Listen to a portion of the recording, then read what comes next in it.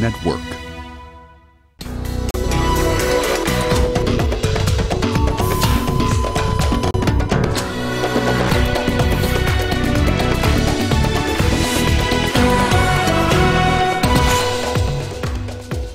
Vote counting underway in the Democratic Republic of Congo following elections. Sudan's President Omar al-Bashir tells police to limit force against protesters. And 15 suspected jihadists killed near the Mali border in a joint French-Niger operation. Hello and a very warm welcome to Africa Live on CGTN. I'm Lindy Mtongana in Nairobi. Also coming up this hour. Widespread dissatisfaction over economic reforms persists in Sudan despite government assurance. And in sports, Tunisian Olympic gold medalist Mohamed Gamoudi celebrates the anniversary of the 1968 Games in Mexico City. I will bring you those top stories in just a moment, but first, looking ahead to 11 GMT, that's an hour from now, or 1900 Beijing time, we'll be broadcasting Chinese President Xi Jinping's New Year's address. He'll be reviewing the events of 2018 and looking forward to the year ahead. That's on Asia Today at 11 GMT. Do stay tuned for that. For another, let's begin Africa Live in the Democratic Republic of Congo, where vote counting is underway in some polling stations in the capital, Kinshasa. Now, Sunday's presidential poll had a few glitches, among them the failure of new electronic voting machines in some polling stations. In others, voting began as late as 2:30 p.m. And in 3 opposition strongholds in the east and west of the country, authorities cancelled the vote altogether, citing health risks from the ongoing Ebola outbreak. President Joseph Kabila is stepping down after 17 years in power.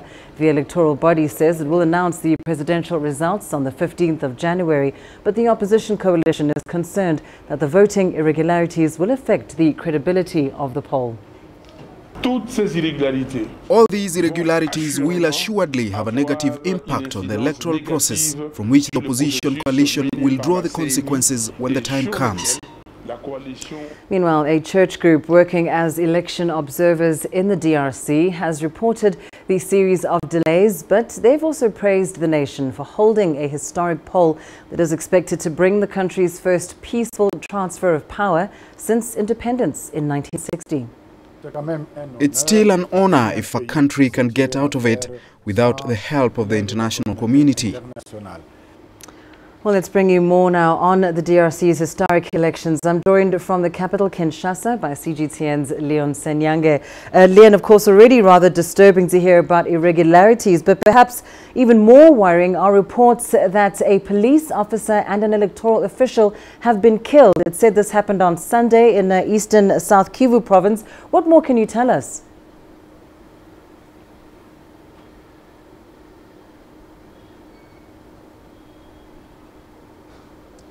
Well, what we've been able to gather is that the voters at this particular polling station in a place called Walungu accused the voting official of trying to tamper with the voting process. They were not happy about what was going on. Of course, a brawl ensued, and the police officer therein tried to calm the situation. Unfortunately, he lost his life in that incident. The electoral officer as well was killed, as well as 2 civilians. Now, what we have also again continued to gather is that the authorities in this particular area are trying to investigate the situation. And of course, there's this constant assurance from the government, from the Electoral Commission, that these elections will be deemed free and fair. But some of the checkpoints, of course, are things like voter turnout. What can you tell us about that? And of course, the first comments that have come from observers on the Electoral Commission's performance.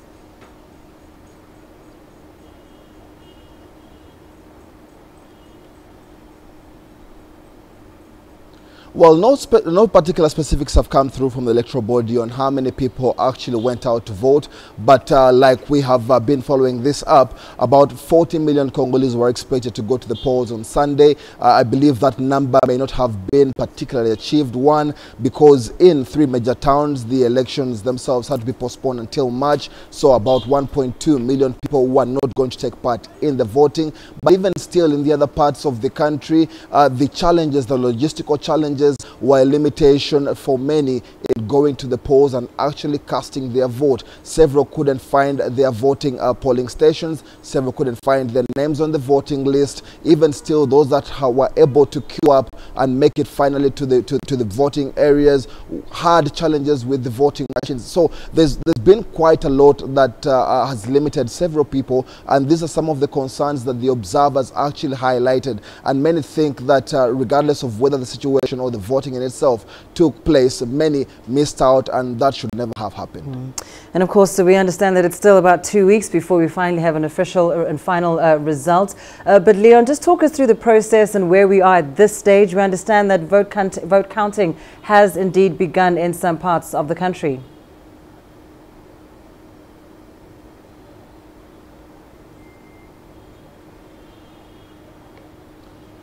Yes, as of last night in some particular parts of the country, in Lubumbashi, electoral officials were counting the votes, of course, some in darkness, but either way, the vote counting went on. We expect the process to continue through other parts of the country for the next several days. The electoral body says that they will announce provisional results on the 6th of January, but then again, they'll announce the actual results on the 15th of January. Now, that is 3 days before the actual inauguration. So they have quite a number of days until we have the particular numbers coming through on who of the 21 candidates will be topping this particular poll.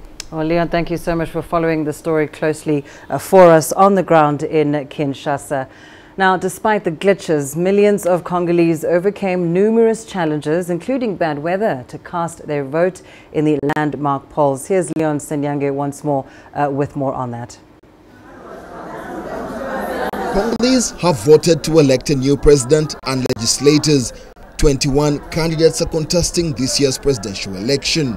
The incumbent, Joseph Kabila, who has been in power since 2001, voted from the central Gombe Institute polling station. And so did presidential candidates Emmanuel Ramazani Shadari and the opposition's Felix Fayulu.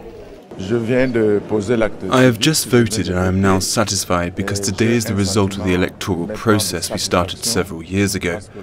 What I am asking the Congolese people to do is to, like me, vote and avoid any incidents because it is in our best interest that it goes peacefully.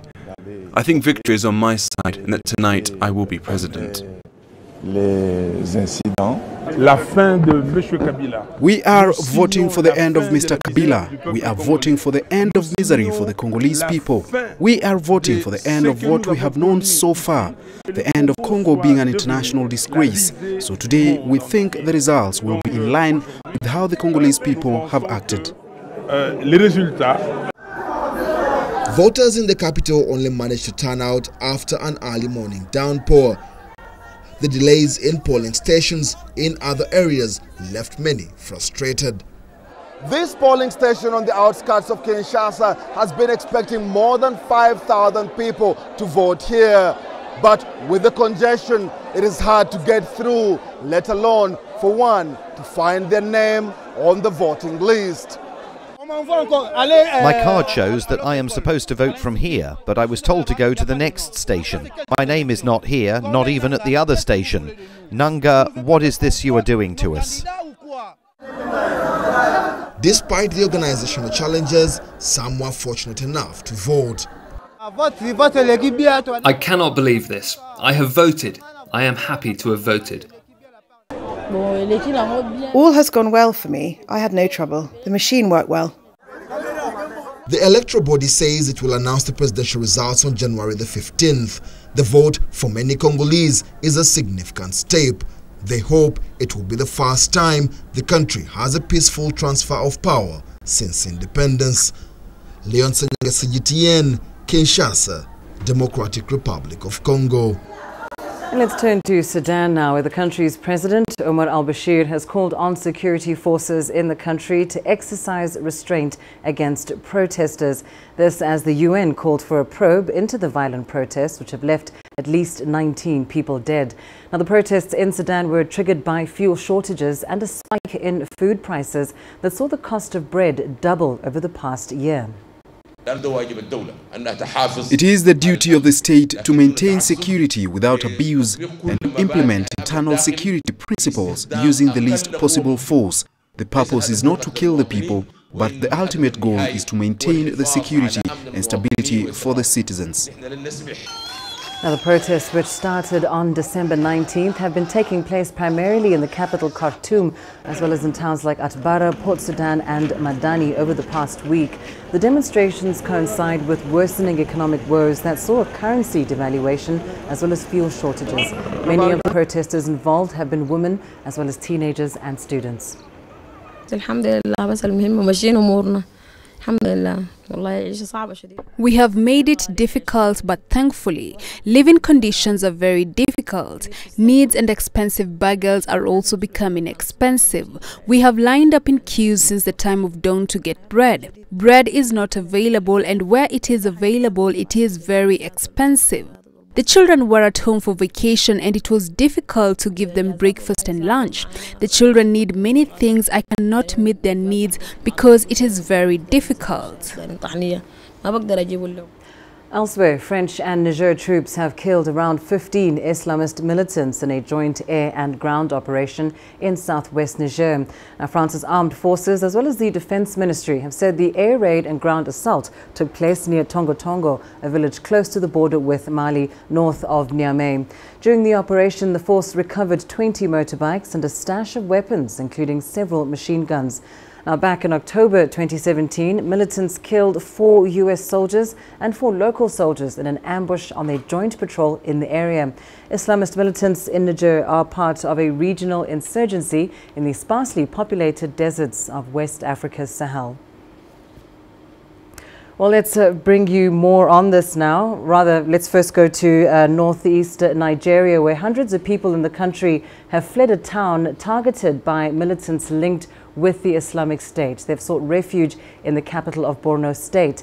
Now, a faction of Boko Haram, Islamic State in West Africa, which split from the insurgency in 2016, claimed responsibility for an attack on a military base in Baga, a town in eastern Borno State. 10 people, including a member of the military, died as a result.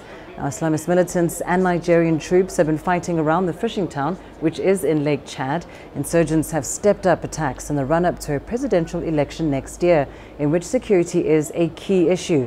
This attack is the latest in a string of strikes on military bases in the northeast. Now, let's bring you more on this. We're joined by CGTN's Deji Badmos, live with us from Lagos. Deji, the military, of course, claiming to have repelled that attack in Baga, but hundreds have fled the town. What would you say is the current state of the situation there at the moment? Well, what we know, Lindy, is what has been coming out from the military. The military says the Air Force is still carrying out operation in that area. What we understand is that the Air Force has been bombing Boko Haram, not Boko, ISWAP if you like now, hideouts around Baga town, and it's more of the reasons why they are fleeing the area. Besides, the military has said it is planning to relocate the residents, and so that it will have unfettered access to the place and then be able to carry out its operation. And now that the residents are fleeing, well, maybe it hastens the military's plan, because before now the plan was to get the civilians out of the place so that the aerial bombardment can continue, and that's what we understand is going on. And the military has made it very clear that Boko Haram has actually not taken over the town, that it's been able to repel the attack and then push them out of their town, and that they are just around, they have hideouts around the area and around the Lake Chad Basin area, and that's where they are concentrating their aerial bombardment now. So, Deji, the military now is basically saying that this comes down to some unscrupulous individuals with sinister motives that have been spreading disinformation about the attack and thus causing this panic. Is there any evidence to back up the military's claim? Well, I think that there's more than enough evidence. You just have to look at the social media here. Too many information flying around, unverified information, even people who are not on the ground spreading different kinds of information, and most of this information quite misleading, to be candid. And that's exactly what the military has been talking about, that not only are this information now misleading, but that they are causing panic on the ground, and somehow they've been blamed for one of the reasons why the residents are fleeing. So the military is quite right. I mean, the social media here is filled up with so much disinformation, if you like, that you just don't know, you know, what the true situation is. You know, the military says something, and then you have groups of people, or faceless groups now, just put out something completely different. So it's the reason why the military has come out to make this statement. So too many evidence, to be candid, especially on the social media. And Deji, I suppose this question of who's controlling the flow of information will become ever more important as Nigeria heads to the polls in February. Still talking, of course, about one of the key challenges in the country, and that is insecurity, of course. Absolutely. I mean, it's the problem of insecurity is still here. And you know, it's going to be a major topic as we head to the elections in February.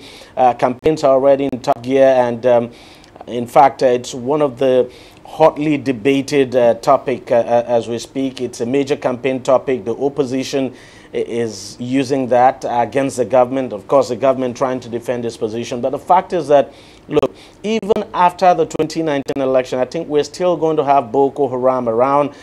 This is an asymmetric warfare. It doesn't just go away like that. Take a typical case, Iraq, for example. Afghanistan has been battling this for years. So I think it is still going to be in the front burner. Boko Haram is not just going to disappear, and that's what security analysts have been saying, that it appears the politicians do not understand the enormity of this security challenge. And, you know, from my own observation, even when we have the election, another election in 2023, I think this is still going to be on the front burner, because, you know, you look at the fact that this insurgency has lasted for about 9 years now.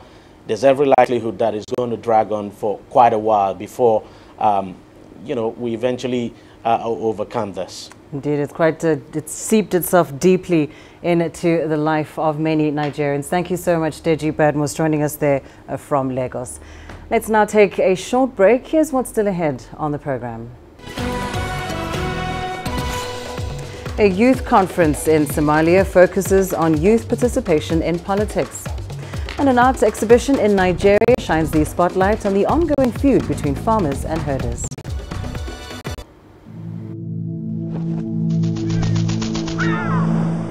How will your world change today?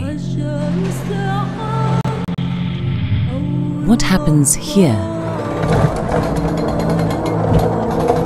What happens there?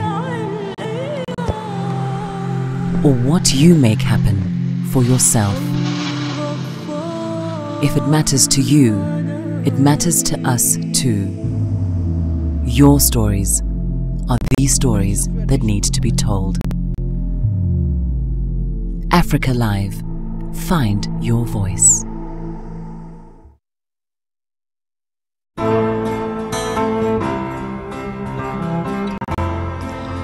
My home country lies at the foot of Africa, the southernmost tip of our beautiful continent, and the unique point at which two great oceans meet. Now, on a clear day in Cape Town, you can just make out Robben Island, the place where Nelson Mandela was jailed for so long. South Africa has changed so much in the years since then, but it is this country's history that shaped me and took me into reporting. I'm inspired by Africa's men and women of courage. It's the everyday hero who brings out my passion. The creatives, the decision makers, the risk takers who are shaping a bright African future. I see them in Cape Town. I see them in the pulsating city of Johannesburg. I see them across the continent, and I know our time has come. CGTN is a platform where African voices can speak for themselves and take their stories to the world. My name is Lindy Mtongana, and I'm a news anchor and reporter for CGTN.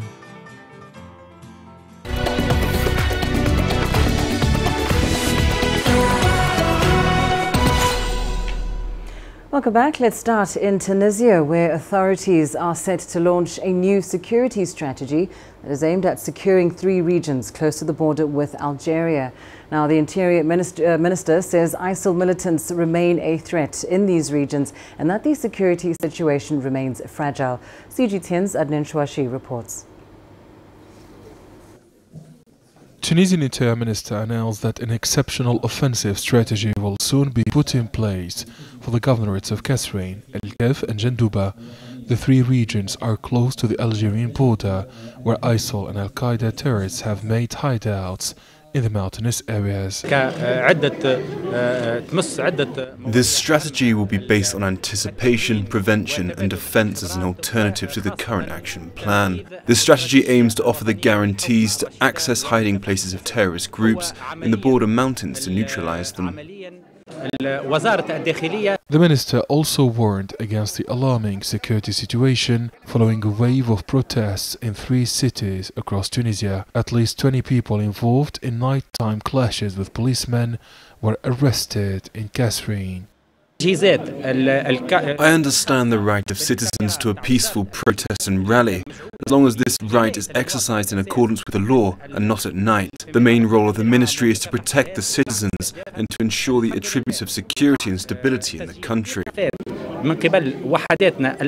The new security strategy will be tested in the governorate of Kasserine.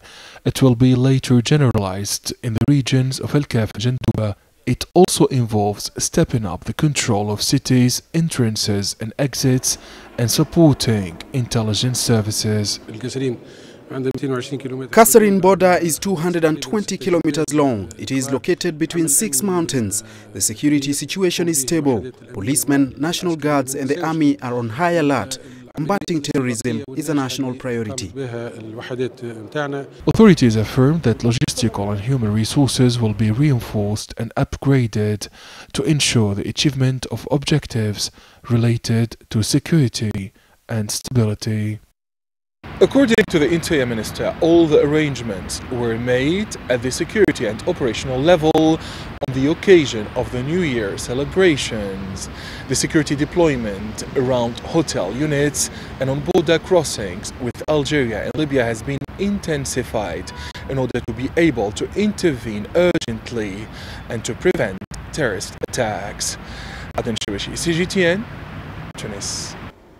In the Horn of Africa, a major conference to discuss youth participation in politics has concluded in Mogadishu, with urgent calls made to the Somali government to invest in its young population. CGTN's Abdulaziz Billo has more from the Somali capital. The 2-day national conference brought together delegates from various youth groups drawn from all across the country to discuss ways to incorporate the youth into politics. The country is due to hold general elections in 2021, with many young people eyeing to contend various political positions, including parliamentary seats at the regional and federal level. Naima Mukhtar is one of several young people attending this year's conference. She plans to contend in the next elections after failing in 2016 to become a lawmaker from Jubaland State. There are a lot of obstacles facing us as young people, but we can overcome them by uniting and speaking in one voice. We must pressure authorities to allocate youth a percentage in all aspects of government, just as Somali women lobbied for 30% in parliament and cabinet posts. The current parliament is made up of many members who are young, from diverse backgrounds, raising hopes among the youth of a fair representation in the next election cycle. Statistics indicate that young people make up over 75% of the population in Somalia, with unemployment and conflict forcing hundreds to flee in search of better lives elsewhere. Successive Somali governments have failed to incorporate young people into politics, despite having a vibrant youth population. Instead, it's the country's young people who have been forced to bear the brunt of the conflict that has plagued Somalia for decades now. Mohamed Zubair is a senior official at the Ministry of Constitutional Affairs and says that the government is in the process of endorsing a national youth policy plan that, among other things, highlights the rights of young people and defines their role in both politics and leadership. Implementing the youth policy will prove more challenging than enacting them. Young people need lots of things, including quality and affordable education, employment and stable environment. We have a vibrant youthful population, one that we must capitalize on if we are committed to rebuild this nation. Experts have urged Mogadishu to invest in its young people. Each year, hundreds of university students graduate from the country's top learning institutions. And with limited work opportunities, many have found themselves with very few prospects, forcing them to migrate abroad, a move that has claimed the lives of many young people. Abdulaziz Bilon, CGTN, Mogadishu, Somalia. The Chinese People's Liberation Army's support base in Djibouti has been in operation since the 1st of August 2017. After more than a year's construction and operation, the base has provided various kinds of support for the Chinese Navy. To strengthen their sense of war preparation, members conduct daily gun maintenance and set aside a week every month to bear arms in their daily routines.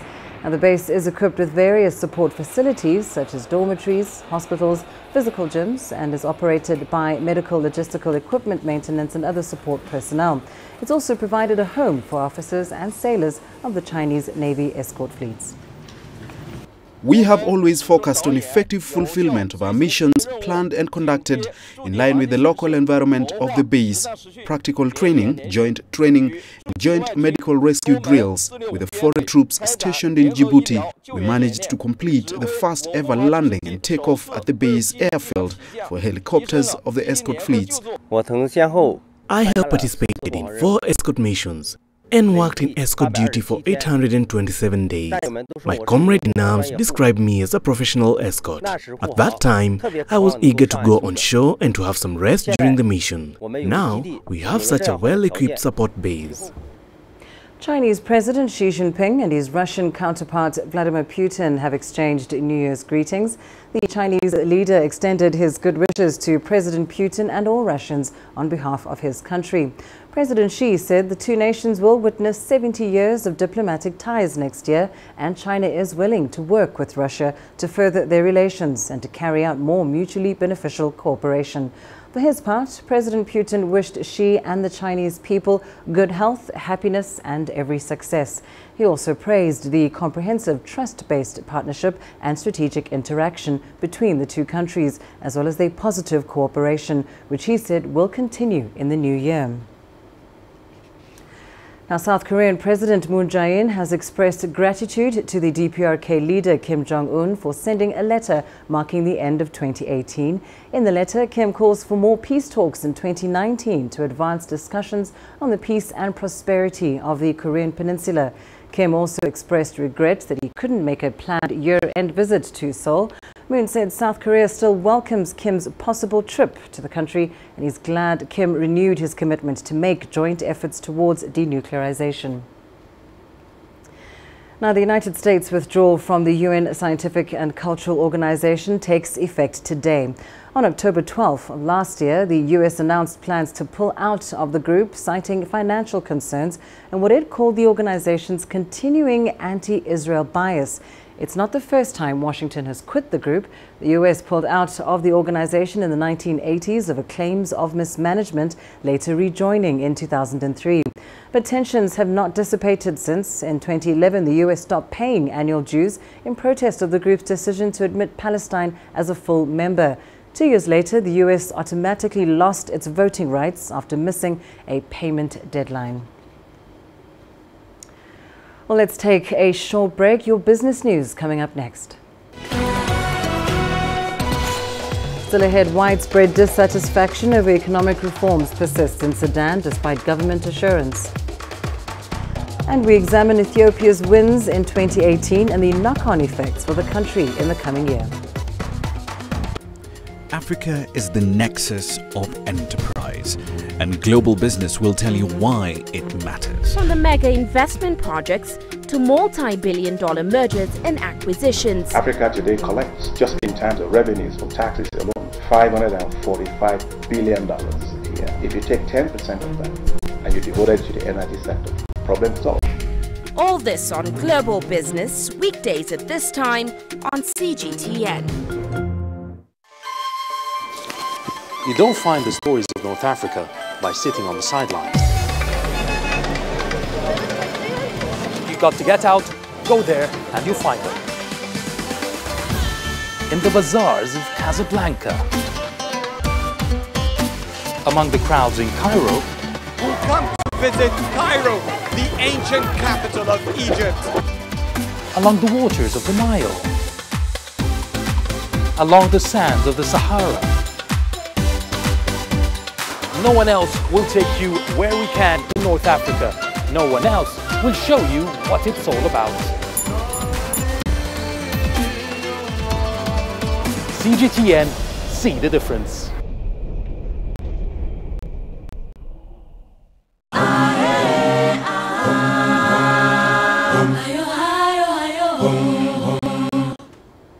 Now, in your business news, we start in Sudan, where the current situation in the country may have started with protests over increased bread prices, fuel prices, and rising inflation. However, what was an economic crisis is fast turning into a political one. The current situation in Sudan started with some parts protesting over increased bread and fuel prices. This has since gained momentum in a wave of demonstrations across the country. There was widespread public dissatisfaction with incumbent over economic reforms. We have been affected by the economic crisis. Goods are expensive. There is no cash to buy the goods. There is little buying power among our people, and the situation is getting worse. You can even see most goods on the shelf are from old stock. Despite former U.S. President Barack Obama suspending U.S. economic sanctions on Khartoum, the Sudanese economy is still in recession with large inflation and collapsed value of the national currency. This crisis has hit us hard. In the past, you filled the cart with 10,000 Sudanese pounds or 15,000. Today, I cannot fill a cart with goods unless I have 100 to 120,000 Sudanese pounds. Economists are skeptical over government assurance over reforms.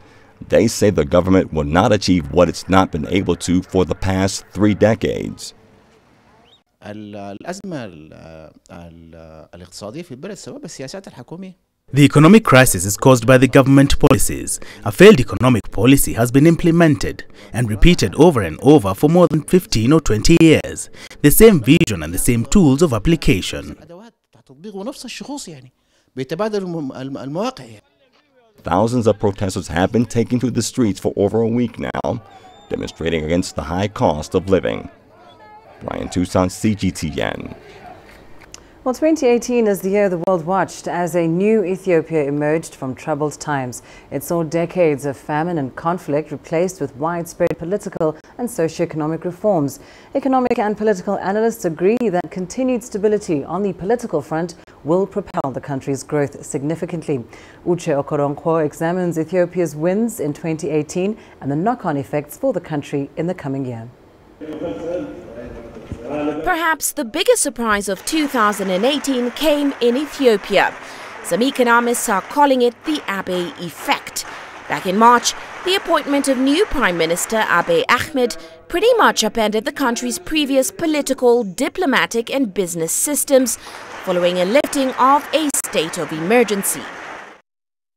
Abiy's move to defuse a conflict that has plagued the Horn of Africa for decades revived the possibility of an integrated Afro-Gulf region. Already, we've seen the practical implications of a peace deal with Eritrea. Ethiopian Airlines began daily flights between Asmara and Addis Ababa. Landlocked Ethiopia now has access to Eritrea's Red Sea ports. And Eritrean industries can now service the growing markets of its much larger and more populous southern neighbor. The peace deal will eventually benefit the wider sub-region. But of course, analysts point out that negotiations are still in their early stages, and the process is likely to take time. Abiy has also made a move to tweak Ethiopia's economic model, with a strategy that seems to evolve around state-backed development and an open and vibrant private sector. 2018 saw huge investment in infrastructure, specifically its standout project, the Grand Renaissance Dam. It will be the largest on the African continent and will house 2 power stations with a combined output of 15,000 gigawatt hours per year. The government also plans to offload shares in some of its major state enterprises, such as Ethio Telecom, Ethiopian Airlines, and electric and logistics firms. Abe is also encouraging more foreign investment in its manufacturing industry, mainly into new industrial parks and privatization inflows. Currently, 15 industrial parks are in the pipeline, most of which were built and will be operated by Chinese companies. All this is why some economists are calling Ethiopia the new China. With cheap labor costs, it is angling to compete with India and China. Already, fashion brands like H&M, Guess, J.Crew and Naturalizer have established manufacturing centers in the country. And that is why it is now Africa's fastest growing economy. Growth is expected to step up in 2019, supported by stronger confidence as past uncertainties slowly disappear. But the IMF says there are risks to its outlook. Large external imbalances and the high risk of debt distress are some of the key threats that could constrain any future growth. Those can be managed by better fiscal responsibility. But in order to reshape its dynamics in the next decade, Abe has to deliver on his promise for more inclusive political dialogue, as well as the opening up of its economy to private investment and competition. Uche Okoronkwo, CGTN. Sub-Saharan Africa's economic recovery is expected to progress slowly into next year. Output in the region was relatively low this year, prompting the World Bank to adjust the year's economic growth forecast to 2.7%. That was from 3.1%. Now, Nigeria and South Africa, the 2 economies that normally push the continent into faster growth, are struggling to reclaim their potential, even though commodity prices have improved. According to the World Bank, lower oil production in Nigeria offset higher oil prices, and in South Africa, weak household consumption growth was compounded by a contraction in agriculture. Though capital inflows to the region have grown exponentially in recent years, experts are sounding the alarm over the rate at which some countries are taking on debt.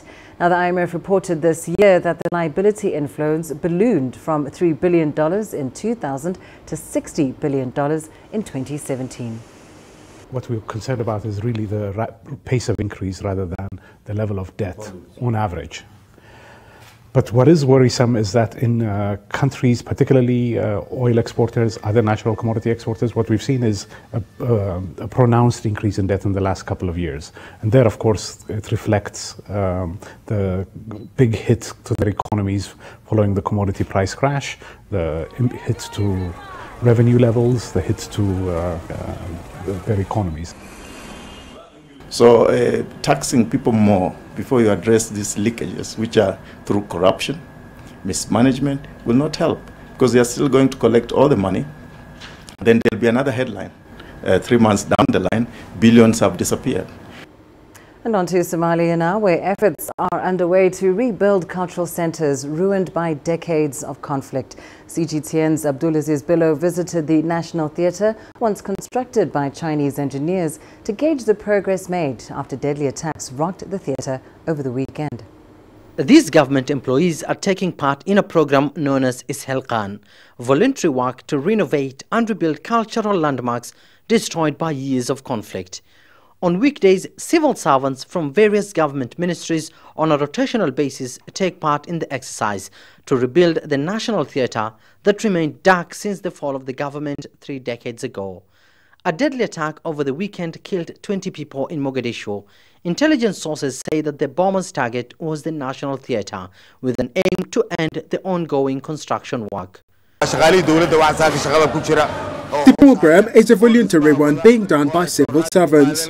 We have a few technicians on the ground to finalize the task, but it's civil servants who do most of the work to ensure that the theatre is up and running and ready to tackle foreign ideologies that have affected Somalia. The country's President Mohamed Abdullahi Farmajo relaunched the exercise that will also pave way for the restoration of the National Library, the National Archives and other public centers. We hope to complete this project in the next 9 months and return this cultural center to how it was before the Civil War. After that, we hope our actors, musicians and poets will have a stage to offer their performances.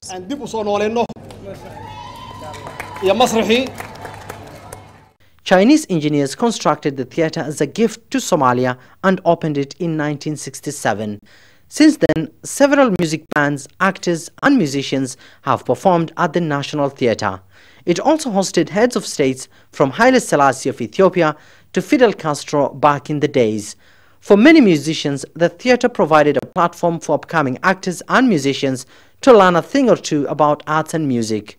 The Somali government plans to reopen this important cultural landmark by end of next year, a move that has been highly praised by veteran Somali musicians and actors who used to stage musical and other theatrical performances at this cultural institution.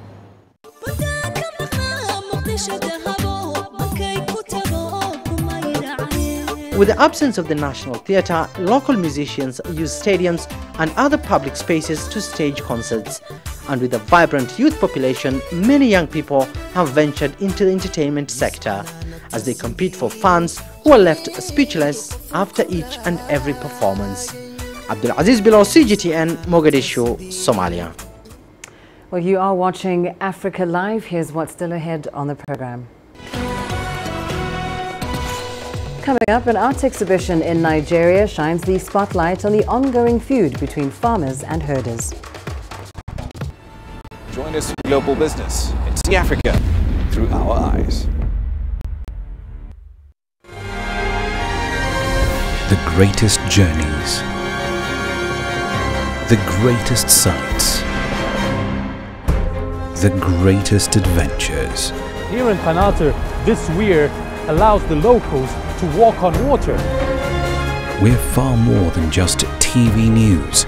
We're your passport to the wonders of Africa. To bring you stories of struggle, survival and hope.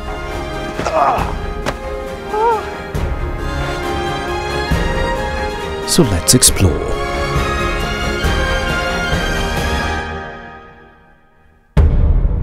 CGTN. See the difference.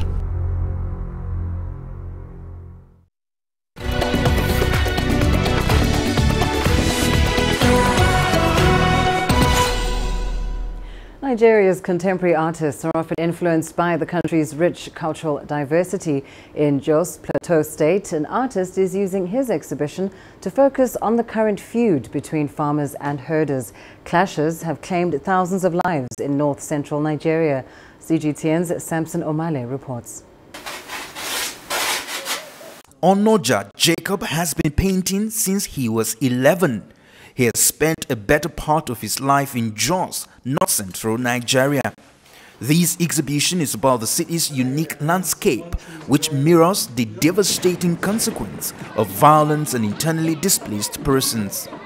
This painting is titled Deserted Fortress, and principally I'm just trying to discuss issues happening on the Jos Plateau, that's in Nigeria. The issues of conflicts has caused several communities to be ravaged, and of course so many people have left their homes, and you can see this whole place is deserted, beautiful landscape, but there is just no figure here. And the exhibition speaks about the innocence of nature. If you look at the paintings, there's a sense in which nature is indifferent to religion, it's indifferent to ethnicity. At the Jos Museum of Traditional Nigerian Architecture, which houses different works of visual arts, artistic expression here differ in techniques, ideas, materials and subject matter. Nigeria visual artists are gradually introducing themes in their paintings and exhibitions that are largely addressing contemporary matters of human concerns, which are sometimes local but often global. Currently in our nation, art is actually liberating, because looking at the medical field, there are instances where we use art as therapy for people that are having some form of psychosomatic disorders. Beyond the practice of art to enjoy what art is actually a form of economic liberation to so many people. This painter's approach is using exhibitions to give voice to the varied and changing cultural landscape of identities, values, beliefs, and the failure of leadership in Nigeria. Samson Omale, CGTN, Jos, Nigeria. Let's head to North Africa now, where Egyptian waistlines have found their way into the headlines, and that's thanks to the president. Abdel Fattah el-Sisi has urged citizens to lose weight. A recent study has found that Egypt has one of the world's highest rates of obesity, with 35% of adults and 10% of children categorized as overweight. Here's Adel Al-Mahroui with more on what is slowly becoming a weighty matter. A national health campaign in Egypt for non-communicable disease has unraveled shocking numbers in obesity. The health survey, which has investigated around 20 million Egyptians, has shown that 75% of Egyptians are overweight. More than 35% of adult Egyptians and 10% of children are obese, and that 6% are excessively obese. The staggering statistics have urged the Egyptian president to comment. The criteria you need to make sure your health is good is not necessarily a checkup. Check how much you weigh, how large is your waistline. We are losing our health. It's not just about financial cost. Money can be managed, but nothing can make up for our health. Egypt has become the highest country in the world with obesity rates. Unfortunately, Egyptians are not eating a healthy, balanced diet. There is a shortage in their daily intake of vegetables and fruits. Also, there is an overuse of saturated fats in their cooking. In a country with nearly half of its population under poverty line, animal protein, fruits and vegetables are quite expensive for most people. Popular affordable dishes here are fava bean sandwiches and koshari. Both are very rich in carbohydrates. It's why the president's call for Egyptians to lose weight has seen an uproar on social media. We need recommendations to make sports a school subject with grades. All parents are concerned to drive their kids to school so they can get good grades, and that's it. No one is teaching sports. When our sons finish high school with weak bodies and they are subject to get back problems and other diseases, are we guaranteeing their future? Of course not. You need a school program that includes sports. Since his election, President el-Sisi has been keen to appear more than once to the public, biking, an attempt to encourage Egyptians to practice sports and keep fit. According to the health ministry, 84% of Egypt's mortality rates are because of obesity, diabetes and hypertension. Obesity solutions are quite clear. They either need more expenses to abide to certain food diets or more time to engage heavily in sports. But unfortunately, they are necessities not so many Egyptians can afford to spare. Adel Al-Mahroui, CGTN, Cairo. And coming up in your sports news, up next. Tunisian Olympic gold medalist Mohamed Ghamoudi celebrates the anniversary of the 1968 Games in Mexico City.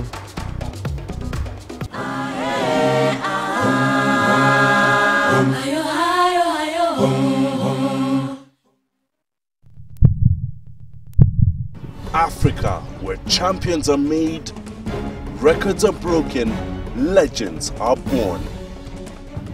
We're there for every goal, for every knockout, for every step of the way.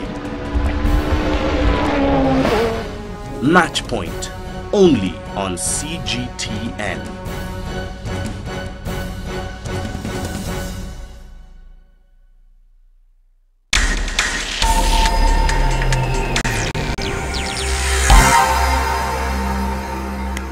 In your sports news, Mohamed Ghamoudi is the first Tunisian Olympic gold medalist to celebrate a golden jubilee of his first medal victory from the 1968 Olympics. in Mexico City.